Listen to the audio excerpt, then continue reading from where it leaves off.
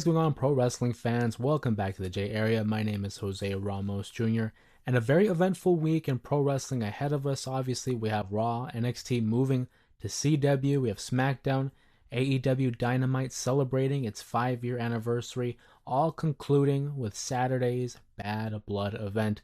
But before we jump into it, just gotta do a little housekeeping here, and if you haven't seen the full Mr. McMahon review that I uploaded this past Saturday, please do so. We dive into a lot of interesting topics, whether it's the allegations and scandals or just the overall history of Mr. McMahon as the man, the character, the promoter. If you haven't seen it already, please go ahead and check that out. But of course, we talked about Bad Blood.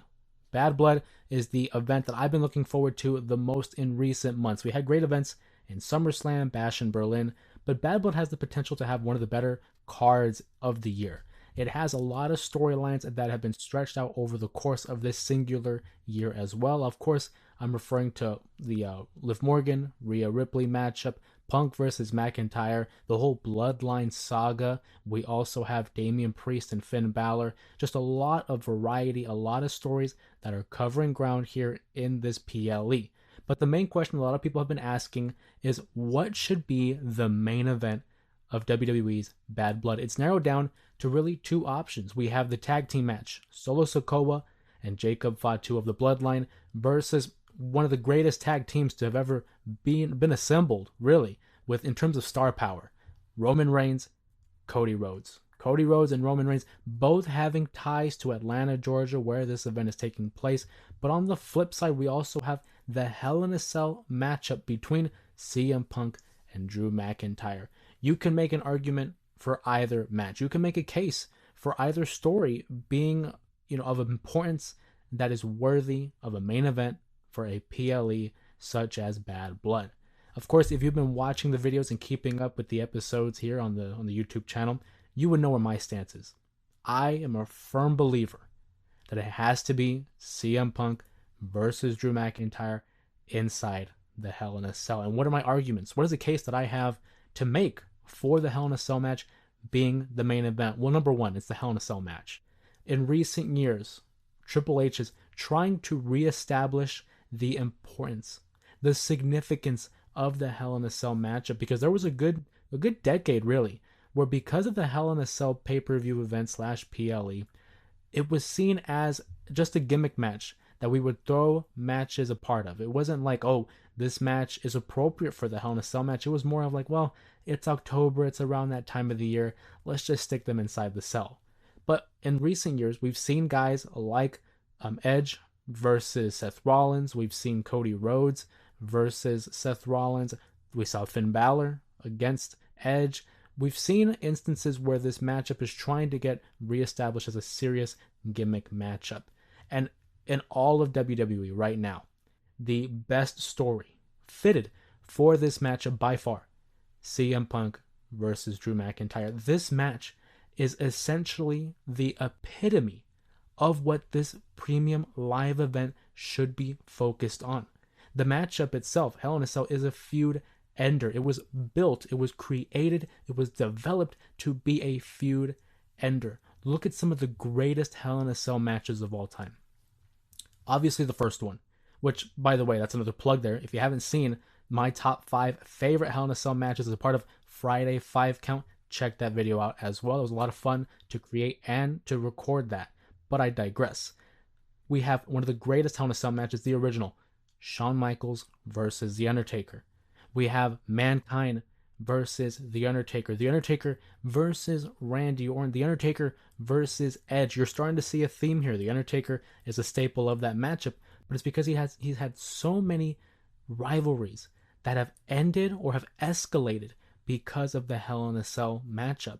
Let's look at the event name, Bad Blood, insinuating and suggesting that a feud has become so intense, has become so bitter, that it has really gotten to the point of bad blood. You look at CM Punk and Drew McIntyre, they've been in a feud since his return, since CM Punk's return at last year's Survivor Series in November. We are now approaching October of 2024. Now, granted, he has had some side quests with like Seth Rollins, but the main crux of his time in the WWE, CM Punk has been interacting, has been attacking or being attacked by the Scottish psychopath in Drew McIntyre. If that is not a matchup, if that is not a story that is worthy of a main event spot, I don't know what is. You'll look at Roman Reigns and Cody Rhodes, the WWE's two biggest stars. I made the argument that Cody and Roman are this generation's Rock and Austin, just two larger than life heroes, bigger than the business at this point because they transcend it. You hear Roman Reigns' names being uttered in the public eye. You hear Cody Rhodes being mentioned as one of the top baby faces in the past quarter century. These are the guys. These are the standard bearers when it comes to the WWE. Now, you might ask yourself, well, you're making a serious case that these are two of the biggest stars in recent memory, and they are.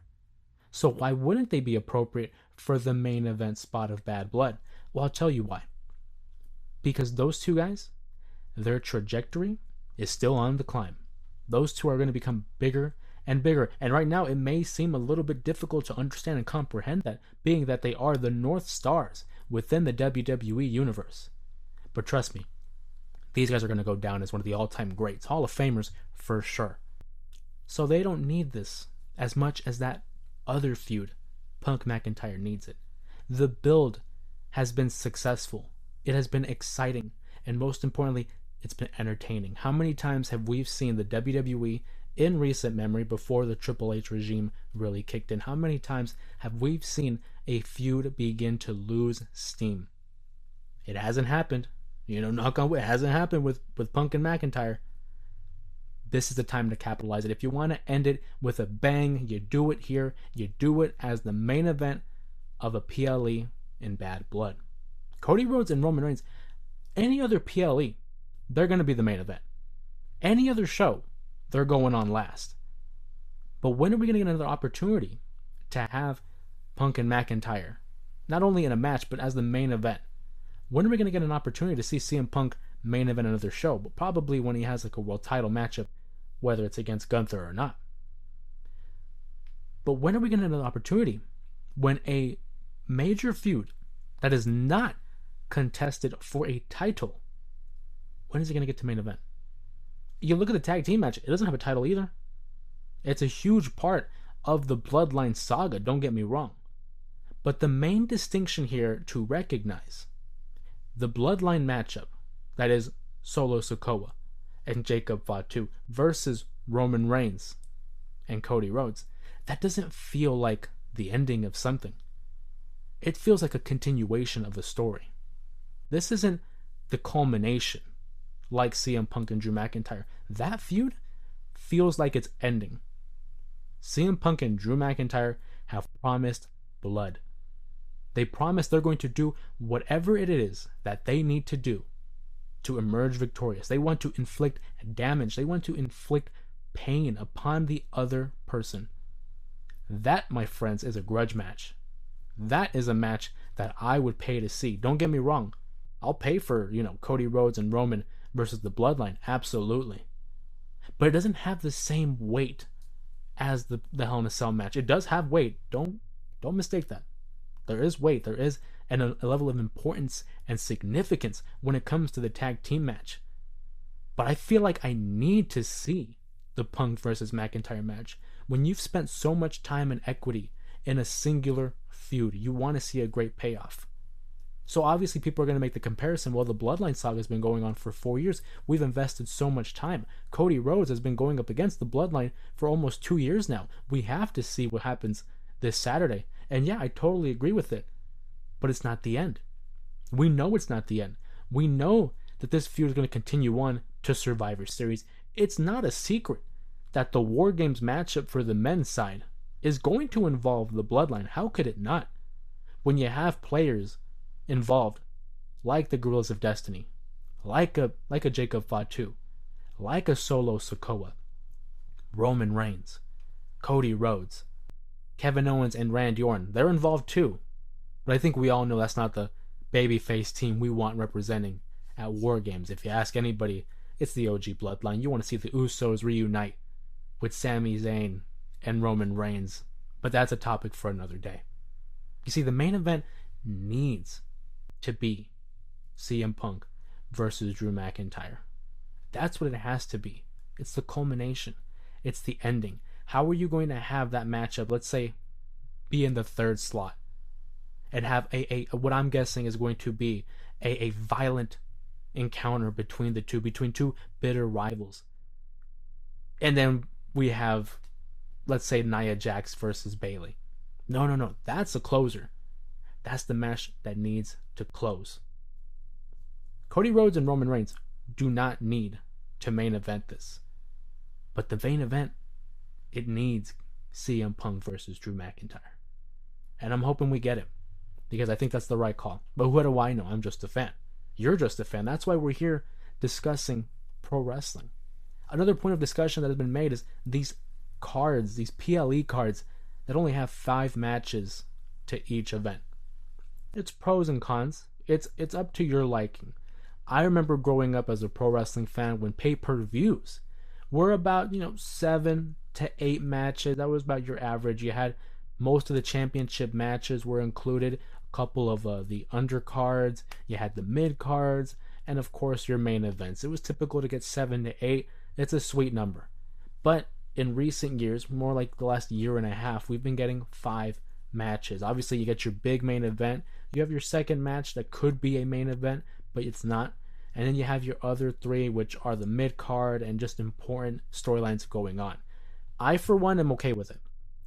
I know there's an argument to be made that you could have had match 7 between Andrade and Carmelo Hayes. You could have had Sami Zayn versus Gunther for the world title. And if I had to choose between those two, I probably would have had the Gunther versus Sami Zayn matchup by far. But the argument that can be made is that when you're doing these 5 match PLEs, you are lending more time to the card. Let's say a matchup like a Damian Priest and a Finn Balor, including entrances, gets like 30 minutes. You add another match, it's probably going to get docked to about 20, 25 minutes, and that's not, counting taking away for entrances. So you're looking at really like a 18-minute match. Maybe. That's just an example. You're giving them more opportunity to tell the story. And that's one of WWE's many strengths, is the storytelling that they are providing week in and week out, which leads me to this segue. If we don't have matches like Andrade versus Carmelo, Sami Zayn versus Gunther on these PLEs, you are now opening the door for them to appear on episodes of Monday Night Raw and Friday Night SmackDown, making those shows must see. And I think that's the way to go. It makes it feel like you can't miss an episode. Whereas if you were to have it on the PLE, you can blow off some steam, blow off an episode here and there just to catch the PLE. But when it's not included, you're left wanting more. You're left wanting to support them. That's how you get guys over. Look at Andrade and Carmelo. That's the perfect example. Those guys are putting on quality matches that should be on these main cards, but they're not. And now people are getting behind Carmelo. They're getting behind Andrade. That's how you do it. You're going to have that matchup probably in 2 weeks, maybe a week or 2 after the Bad Blood event, but you're going to get match 7. There's no way it's not going to happen, especially given how this last one ended with the interference of LA Knight. Yeah. And then for Gunther and Sami Zayn, that match is really looking like a slow build. You could have had the matchup here at Bad Blood, but it would have been predictable. We know it's going to happen. But you're giving us this slow burn where Sami Zayn's almost having to earn that matchup.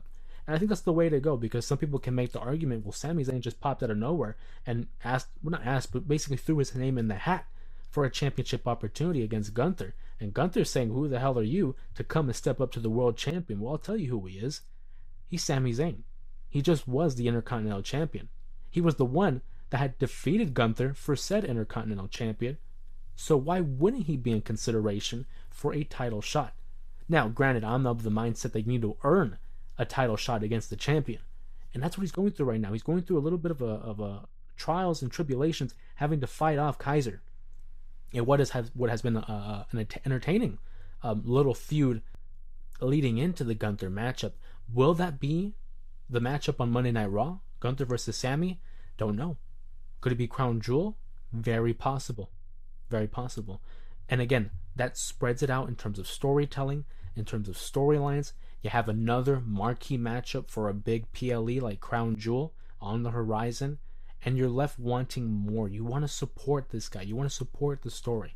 So I'm a fan of the 5 match card. I think 6, maybe, depending on what match we're talking about. In the case of Bad Blood, I probably would have liked Gunther versus Sammy, but I feel like there's still a little bit more meat on the bone here in terms of the intensity. You want to build it up, and I think Sammy versus Gunther more likely will be happening at like a Crown Jewel, maybe an episode of Monday Night Raw. Anything's possible at this point. Anything's possible at this point. But speaking of that, how about my last Monday Night Raw? Jey Uso wins the Intercontinental Championship, his very first singles title in the WWE. We know he's a 10-time tag champion. We know he's won the Andre the Giant Memorial Battle Royal. But now he gets to add the Intercontinental Championship, becoming only the second father and son duo to win the Intercontinental title, second only to Mr. Perfect and Curtis Axel. Big news.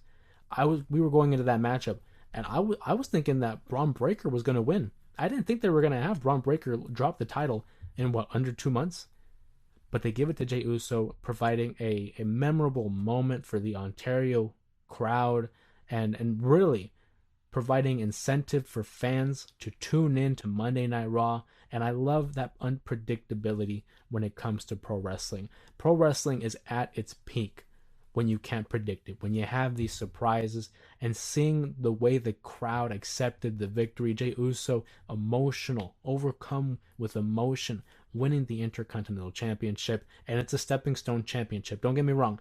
I love the IC title and all its history and its lineage, having guys like Randy Savage, Shawn Michaels, Bret Hart, the Ultimate Warrior. I could go on and on. So with Jey Uso now as a part of that lineage, that's one step closer to a potential world title reign, which I'm hoping so. I think Jey Uso certainly has earned that right to be in the conversation, to be in contention for the world title. Now, whether that happens within the next year, I don't know. I think Sami Zayn might have something to say about that. But it's great. It's a great moment. Love seeing Jey Uso win the Intercontinental Championship, adding another title to the very long list of champions of the Bloodline. And speaking of the Bloodline, got to talk about what's going on Friday Night SmackDown. Jacob Fatu and Solo Sikoa having a tag team matchup against the babyface team of Randy Orton and Kevin Owens. And it's exactly what you expected it would be. A little bit of interference from the Gorillas of Destiny, Tama Tonga and Tongaloa. Obviously, Cody Rhodes tries to make the save, but it's really the dynamic between Kevin Owens and Cody Rhodes that has been the story of Friday Night SmackDown. Is the trust gone? Can Cody Rhodes still trust Kevin Owens? Because Kevin Owens at this point, he seems to be done with Cody Rhodes. And with a decent explanation. I think if I'm Kevin Owens, I wouldn't be too happy either. You know, he's teaming up with Roman Reigns, the man that Kevin Owens has been feuding with for the better part of 3 years. And I'm supposed to be cool with that? Sure. Kevin Owens, I think, has a right to be upset. And how ironic is it that Randy Orton's trying to play peacekeeper between the two when we know that Randy Orton is one of the more kayfabe controversial, maybe not so kayfabe controversial superstars in the WWE. And I think it's only a matter of time before we see Kevin Owens and Randy Orton turn on Cody. Because again, Cody Rhodes is siding with the enemy, whether it's for a good cause or not. The loyalty between Randy Orton, Kevin, and Cody is coming into question now. We saw a little bit of physicality on Friday Night SmackDown when Kevin Owens began to shove Cody, telling him to get out of his face because he basically cost him the matchup. We're getting inching closer to another Kevin Owens Cody Rhodes matchup. I would love to see a heel version of Kevin Owens, especially because the prize fighter version of Kevin Owens is just so entertaining and enticing. And it's interesting because we haven't seen a heel Kevin Owens in several years now. I mean, you really have to go back to 2018 maybe, 2019, when we last had Kevin Owens as a heel. Maybe it's time. Maybe it's time to see a heel Kevin Owens, because I know they're not going to turn Cody Rhodes heel. You're not going to change the top merch seller / baby face of the company. Like, you're not going to turn that heel. Oh, hell no. But sticking with pro wrestling, of course, we got to talk about NXT. NXT is moving to the CW this upcoming Tuesday. NXT is also going to have a huge opportunity here because they're going to be presented in front of a larger audience in Chicago, the Allstate Arena, and you're going to get an appearance by CM Punk, who's going to be the special guest referee in what is presumed to be the main event. NXT champion Ethan Page, all ego, defending that title against Trick Williams. Also, you're going to have what I believe is expected to be the opener. Roxanne Perez defends her women's title against Julia. It should be a great matchup. And that's not even talking about the street fight between Zachary Wentz and Wes Lee. Should be an exciting show, man. NXT is on fire. And to see the level of success that Shawn Michaels and company have brought in the direction of NXT since it was from Black and Gold to that weird era in NXT 2.0, and then it began, earning favor with the fans. I became a fan after a while. And now to see the level of success that they have amassed to the point where we're getting this quality of a show, excellent. And it's not the only show this week that will be celebrating a marquee event. We know this past week AEW had its Grand Slam event, but now it's going to be celebrating 5 years of Dynamite. And the main match that everyone's talking about here is, of course, Will Ospreay defending the International Championship against Ricochet, a matchup that many fans have been waiting for since we've known that Ricochet was heading over to Tony Khan's promotion. It's a matchup that, I'm a wrestling fan who loves story, but this is a matchup that doesn't need it, man. You telling me that Will Ospreay and Ricochet are sharing the squared circle? Count me in. And it's for a title? Count me in.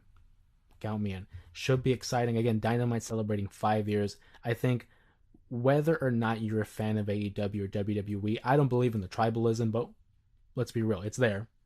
For some reason, it's there. I'm forever happy and grateful that AEW is a thing because it's allowing competition against WWE. It's an alternative to WWE as well. Some people don't like the style of it. Hey, that's totally fine. That's why it's an alternative. You don't have to enjoy it, but I feel like there should be that level of respect that, hey, at least someone is doing something to combat against WWE. And I think whenever there's competition involved, you're forcing the opposition to improve themselves. And you better believe I'll be watching AEW this week. But also, staying in AEW news, how about the Lucha Brothers, right? It was reported a while back that the Lucha Brothers were expected to be signing with WWE within the next couple of months, weeks, whatever the time frame was. They never really gave a solid, concrete answer when it came to that. But apparently now we know they're not even done with their contract in AEW. And we might not even see them out of AEW for some time now because there is a contract clause here where if the wrestler had sustained an injury, that is tacked on to the backside of their contract as they have to basically fulfill that time, leaving them unable to, leave and sign with WWE, all because Rey Fenix had suffered some injuries throughout his tenure in the AEW roster. And now it seems that is the case, that they are not going to be able to leave their contracts at AEW because of that exercising of the injury clause.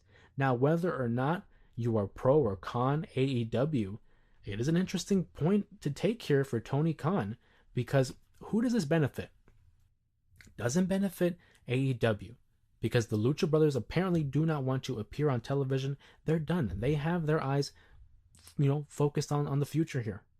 It doesn't benefit the Lucha Brothers for sure. If anything, it hurts them the most, because now you're off of TV. And once you're off of TV, you start losing steam. At least that's the mindset of most pro wrestlers. Now, yes, it does give them the opportunity to heal up, maybe, bring in a new look. You've seen guys like AJ Styles and Randy Orton who had taken time away. They kind of got in the best shape of their lives. That's not to say that the Lucha Brothers by any means aren't in good shape, but it gives them time to relax and also just recuperate and develop another level of drive when it comes to this next phase in their career. I'll tell you what, it hurts the Lucha Brothers. It doesn't help AEW. It doesn't affect WWE because they've been on such a hot streak. Now, granted, when they do join, and I think it's a foregone conclusion, they will be joining the WWE. How is the landscape going to look by the time they get there? Will we see Tony Khan let up and just say, you know what, fine, here's your release, whatever? Will we see that? I don't think so. I feel like Tony Khan is a type of individual who is going to stick to his guns, and that's that. I would love to see Lucha Brothers in WWE, but it's probably going to take some time. And for better or for worse, this might change the perspective of some guys, or of Tony Khan in some guys' eyes, because it seems to be almost like a petty decision on his part. Again, don't know the guy. I don't work for AEW, obviously. I'm just a fan like you and I. We're just talking pro wrestling. But in terms of optics, that doesn't really look good. Because if I'm on the roster of AEW, I'm looking at, well, this is how he's going to treat one of the OGs. Because the Lucha Brothers are one of the OG members of All Elite Wrestling when they first developed in 2019. Don't know. We talk about wrestling in this week, obviously. SmackDown, huge matchup. A huge matchup. Triple threat ladder match. DIY, the Street Profits, and the Bloodline in a ladder match? Did I say ladder match? It's in a ladder match on SmackDown. When was the last time we saw a ladder match on SmackDown, let alone a triple threat ladder match? It should be fantastic. I can't wait. I love ladder matches. It's probably, not even probably, it is my favorite stipulation in all of pro wrestling because of the excitement, because of the level of danger that is involved. Plus, look at the talent that's involved. I mean, you have the Gorillas of Destiny, DIY, the Street Profits. Come on. If you're not excited for that, I don't know what to tell you. That should be a fire matchup. I can't wait. Me personally, I think we're going to get new champions. I think so. This is a matchup that lends itself to include excitement and include a new champion. The question is who? I would like to pull for DIY, but they were just the champions. Street Profits haven't been champions in years. Is it the Street Profits' time to win and become the new WWE Tag Team Champions? We'll have to wait and see. Also, I would be remiss to not mention Monday Night Raw will have a last monster standing match. Bronson Reed, Braun Strowman, WWE's version of King Kong versus Godzilla, and the level of destruction and mayhem that they have caused in the last month on WWE TV. Again, another matchup that should leave you expecting a spectacle. I mean, this should be entertaining. I'm expecting brutality. I'll be honest with you. I'm expecting for the ring to collapse. They teased that spot last week on Monday Night Raw.